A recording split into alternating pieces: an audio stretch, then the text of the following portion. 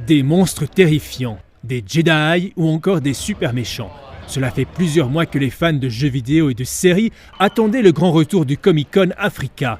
La première édition de cette grand-messe de la pop culture africaine a lieu en 2018 et depuis, tout s'était arrêté. La dernière fois qu'on a eu ça, c'était il y a 3 ans. Donc ça fait vraiment du bien de pouvoir enfin sortir. Elle, c'est leur premier événement de cosplay en compétition. Dès qu'on a l'occasion, on met notre tenue. C'est une chouette activité à faire en famille.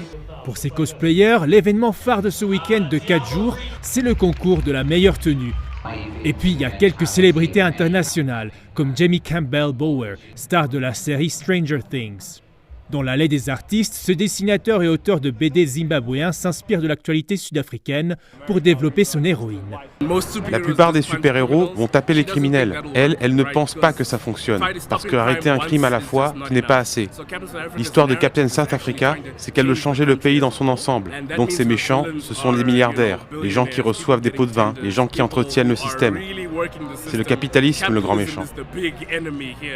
Des talents émergents du continent que découvrent avec intérêt les dessinateurs confirmés, comme le français Stéphane Roux. Ici, on a découvert des artistes qui se tiennent, quoi, des trucs super solides, donc on va en entendre parler. Et puis il faut juste qu'on paie attention, qu'on fasse attention à la manière qu'ils ont de s'exprimer avec ces outils, parce qu'on va trouver des gemmes, hein, on va trouver des bijoux. Le Comic-Con est aussi l'opportunité de mettre en avant un secteur du jeu vidéo en pleine croissance sur le continent.